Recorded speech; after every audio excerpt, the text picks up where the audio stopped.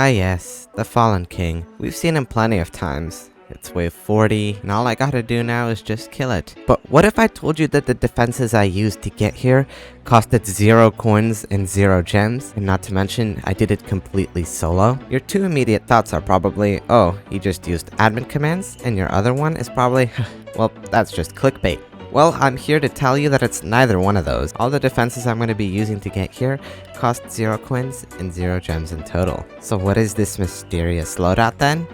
It is Farm, Executioner, Pursuit, Turret, and Toxic Gunner. Okay, that definitely doesn't look as cool as it sounds, but let me explain. And trust me, it's not easy. Executioner and Toxic Gunner are event towers. They are completely free, 0 coins to buy. That technically applies to the rules of this challenge. Same thing goes for Pursuit and Turret. They are level towers. You don't actually have to pay anything to get them. Now you're probably still thinking it's clickbait because I'm using Farm and that costs 2,500 coins. But no, I'm still technically correct. The title says all of my defenses are free. And Farm, it's not defense. Why didn't I take Commander or DJ for this challenge then? Well, Commander can shoot, so he's technically also defense. I also didn't use DJ because it's expensive and I don't want to disappoint anyone any further, so yeah, let's just enough talk and get into it. Okay, so the first thing I must mention is that this is really not a standard loadout. You don't have any support towers, and your two main DPS towers aren't exactly that strong. I already made a video on Pursuit where it performed kinda bad even with Commander. Toxic Gunner wasn't gonna be that helpful because its slowdown got fixed on bigger enemies. Executioner was gonna be alright, but it didn't have good single target damage, so everything was kind of looking bad for me. But that wasn't gonna stop me from trying. After all, I had no other ideas and I needed ad revenue one way or another, so let's continue. After farming and tanking some health at the start, my starter tower of choice was gonna be the Executioner. Obviously, the Executioner is cheap, and when I set its targeting the farthest, it was able to throw its invisible axe and somehow snipe enemies from 2 times farther than his range could reach. He was doing more than enough damage for me to survive the early waves and continue farming. Before I knew it, it was already wave 10. Whoa, a quarter of the challenge already done.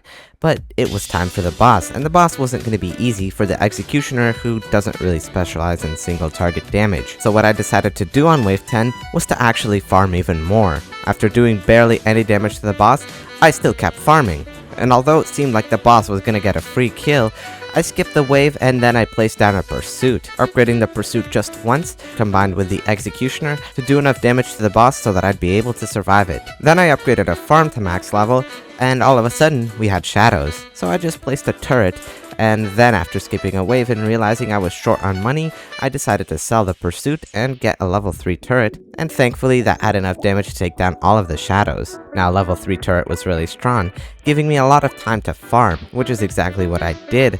I got some bad RNG, and I really didn't want to buy anything to help take those down. I was just hoping that the level 3 turret would have enough damage, and thankfully it did.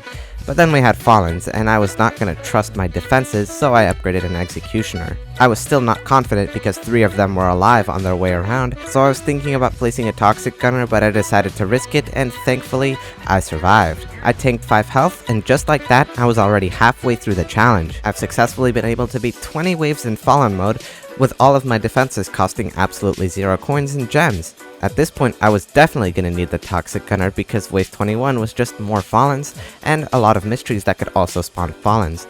Unfortunately, some of them did spawn Fallens, but because I had my Toxic Gunner and I was able to slow down these Fallens, I was able to do some more damage to them as they were in the range of my towers longer, and I just barely took all of them down. I then upgraded my final farm to max level, and it was wave 22, meaning the giant boss. But if I could handle all those Fallens from earlier, I wasn't really afraid of the giant boss. Especially now that I had all of my farms upgraded to max level, I could just spend all of my money that I got on defenses, so the first thing I did was get a max level turret, and this thing did a lot of damage to the giant boss. From there, I spammed a bunch of Pursuits. I know level 0 Pursuits aren't exactly the strongest towers, but I wanted to have all of my placements prepared for later anyways. So after getting all 10 of my level 0 Pursuits, it was wave 24, which was the shadow boss, and the shadow boss couldn't withstand a max level turret. I decided to place another one to bully it even further, and that worked. I wanted to get all 5 of my turrets placed down before I worked on Pursuits, since turrets are a lot more reliable than Pursuits. The turrets actually attack the enemies in front that are a problem, unlike the pursuits, which just stay back and watch those enemies run by.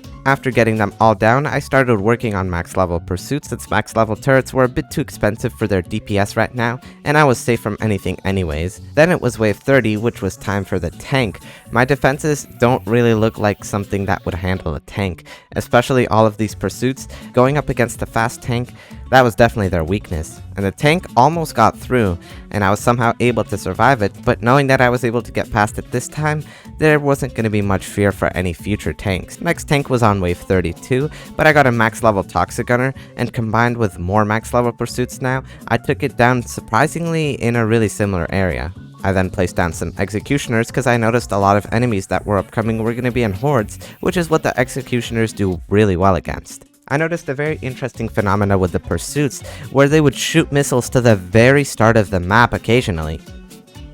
This happened because whenever an enemy spawned, it spawned in the center of the map in range of the pursuits for just a split second, but as soon as the pursuits fired at it, the enemy was already teleported to the start of the map, so all of the rockets that were fired at it would now have to travel across the entire map to hit the enemies, so it would end up looking pretty ridiculous most of the time. After maxing most of my pursuits, I decided it was a better idea to get all maxed turrets, since they're a more reliable form of defense. But then I was interrupted by the fact the Templar came out, and I wanted to place a Toxic Gunner in order to bait the stun, but unfortunately I placed it too far back, and the Templar walked right by it.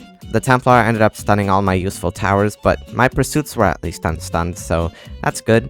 I forgot that I was supposed to be maxing my turrets, so I decided to max my pursuits, and after I did that, I returned to maxing turrets. Okay, wave 38, all my turrets are maxed, now I'm maxing my pursuits, and all I have to do after this is get a bunch of executioners, toxic gunners, and hope that we have enough DPS to take down the fallen king. So then let's fast forward through all of this boring stuff all the way up to wave 40.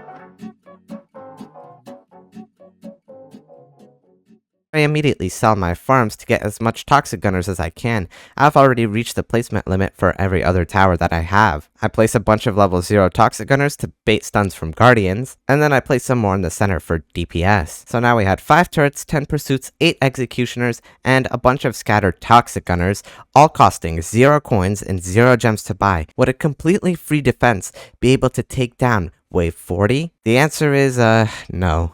All of my pursuits decided to stick to the fallen king, and just let all the fallen guardians right by. I ended up dying by quite a long shot, so I don't think it's possible. This just goes to show how TDS is pay to win. Anyways, goodbye.